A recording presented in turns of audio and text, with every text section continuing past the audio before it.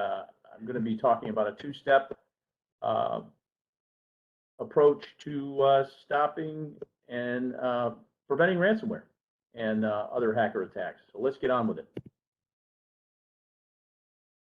This is a picture of the expanding network, or what we call attack surface. The term attack surface is out there, and it's used in different ways and has different meanings. And I'm always kind of an exact meaning type person, and I try and nail it down. And I've kind of devised my own here. The top is the potential attack surface, which none of us control. This is the world of connections, which is growing by the minute. As you all know, every day there's a new connection which creates new vulnerabilities. If you're trying to buy a car, for example, in this crazy 2021 world, you'll see that deliveries of cars are backed up. Why? Because of a lack of computer chips. Because the cars are connected in so many ways that cars never were. Same for appliances and other things. That's just one example. So that is growing, and it's going to keep growing. The challenge down at the bottom of the screen is to shrink the actual attack surface, the vulnerable portion of this expanding attack surface, so that your network is protected even as it expands. So the question is, how do you do that? Well, let's get into that just a little bit. I call this defending your expanding network, and this is specifically focused on a state and local government entity, okay? And you should feel some relief by knowing that hackers are not specifically targeting you. They're looking for opportunities.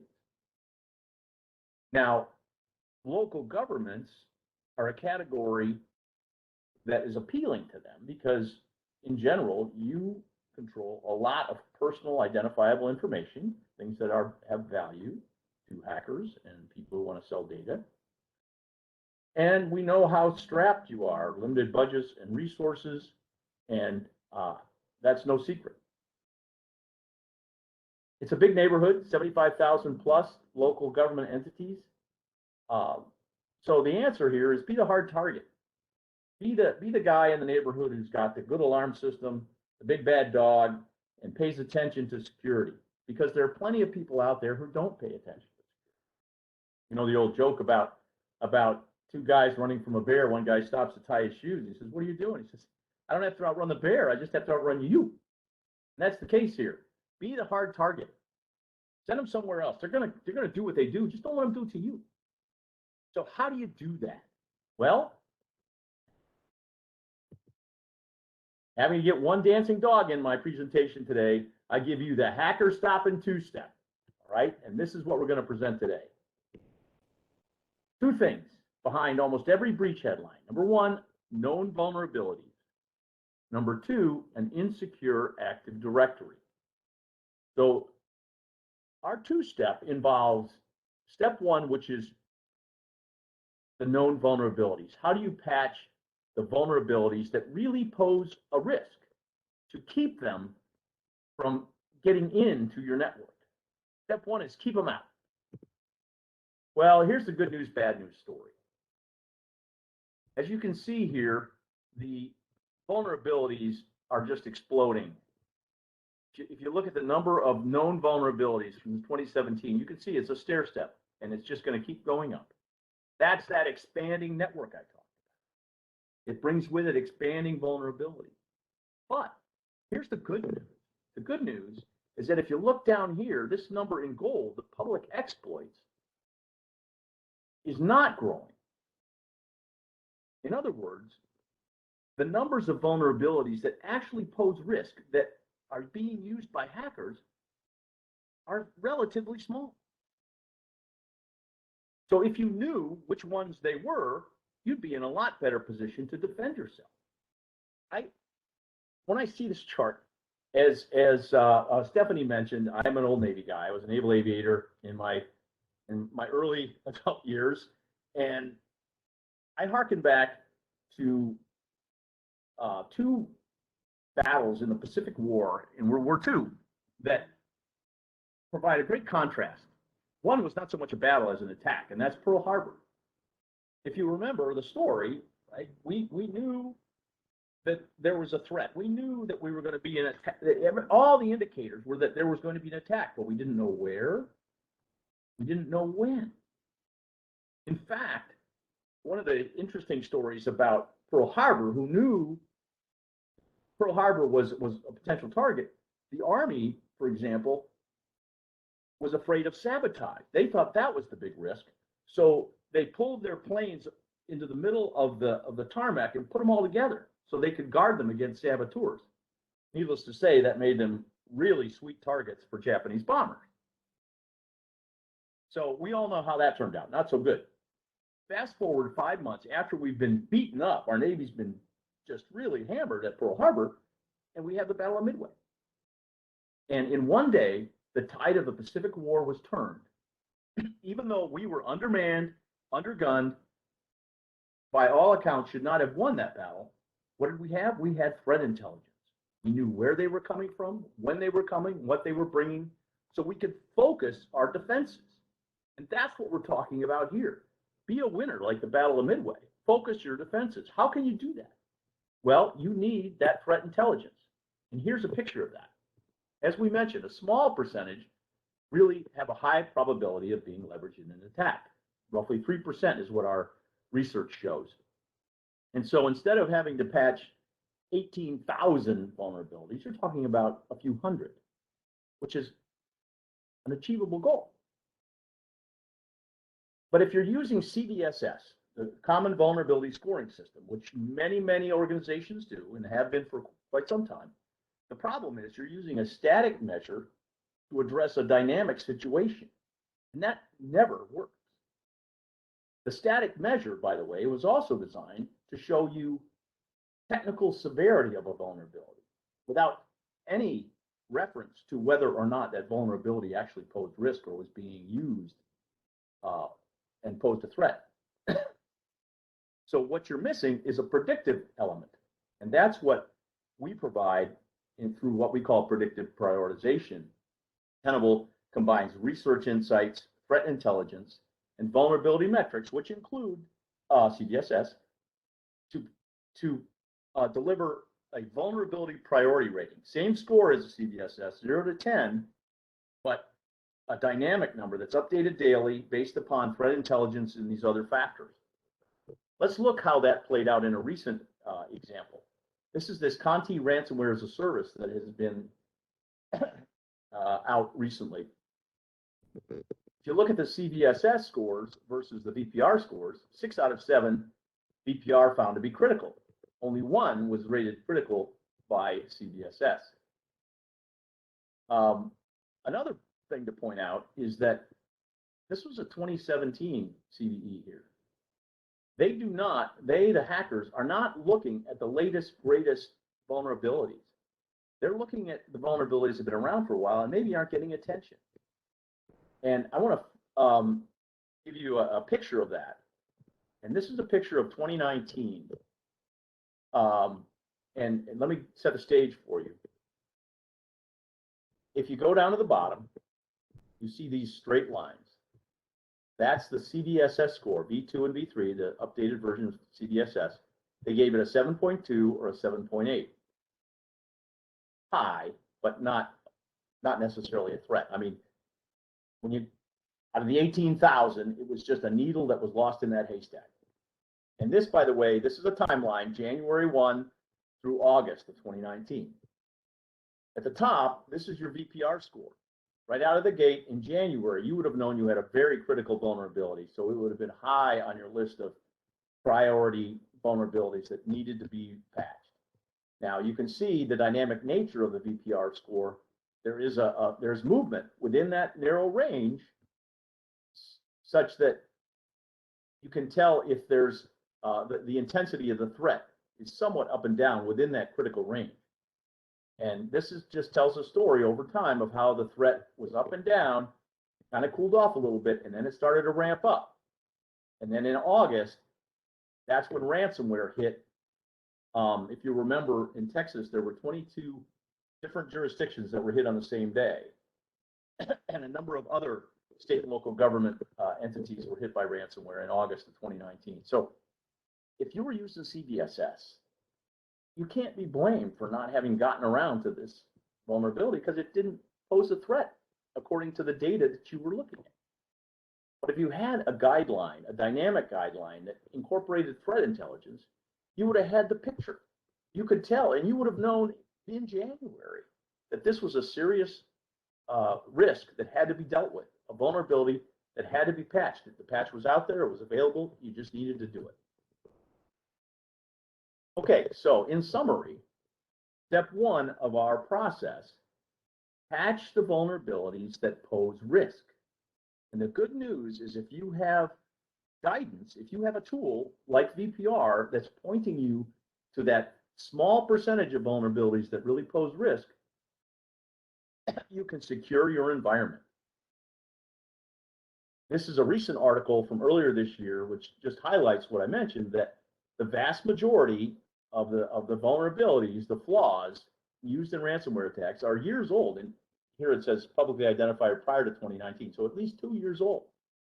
In some cases, over 10 years old. So you need help to understand which ones pose risk because they don't jump out at you without the right technology to guide you. So step one is prevent the hackers from getting into your network. And how do you do that? You patch the vulnerabilities that pose risk.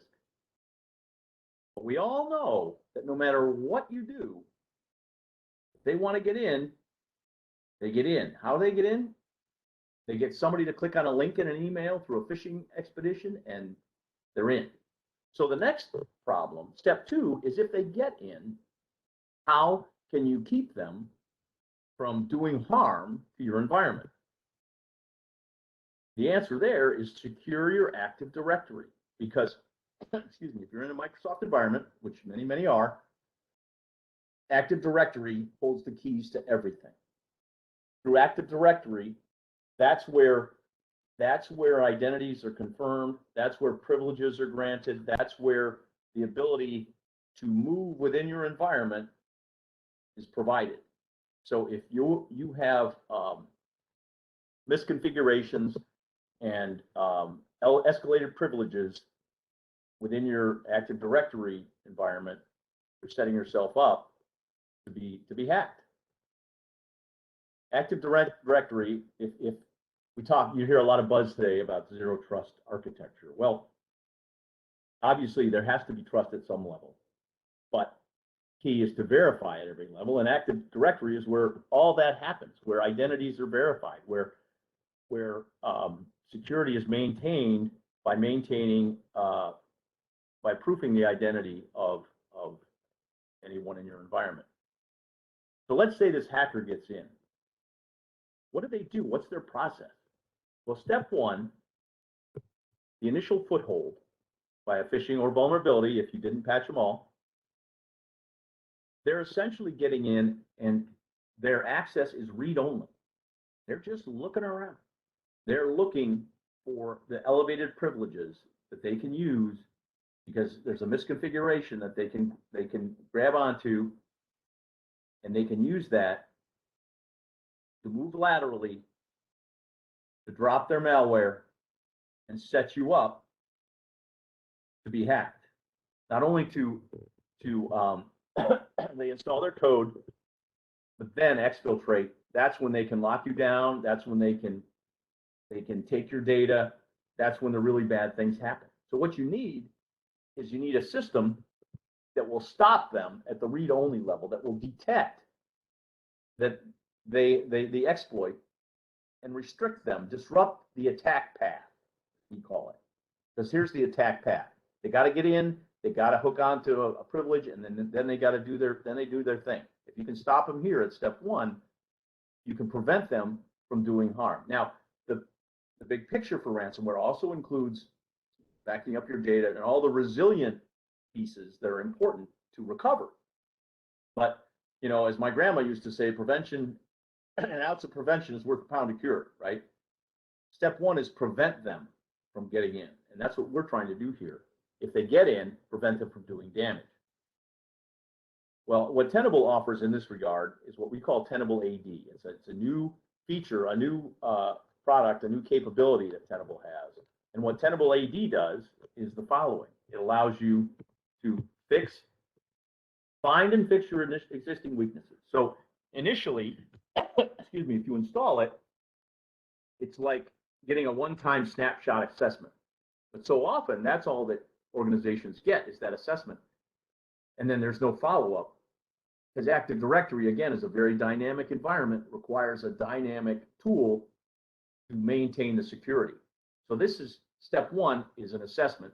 Step two is uncover the new, at the end of step one, then you have the step-by-step remediation tactics to prevent further attacks. And then step two is uncover new attack paths.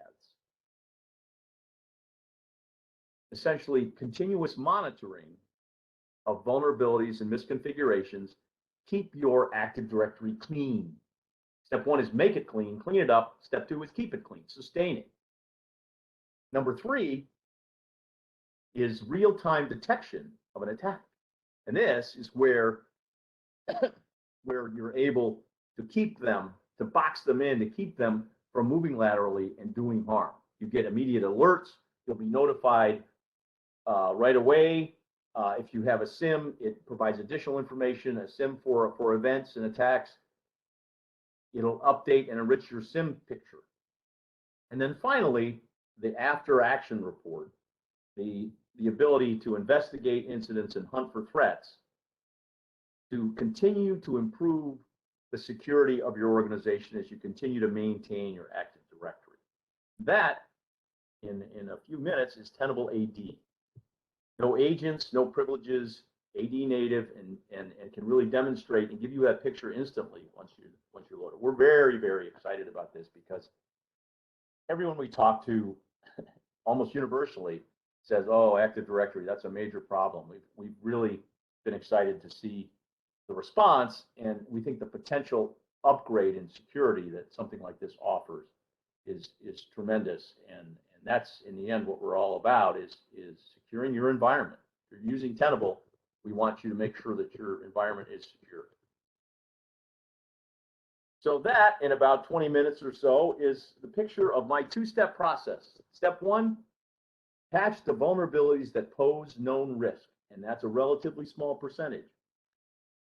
If you do that, your odds of keeping them from getting into your system, to your environment, are very high.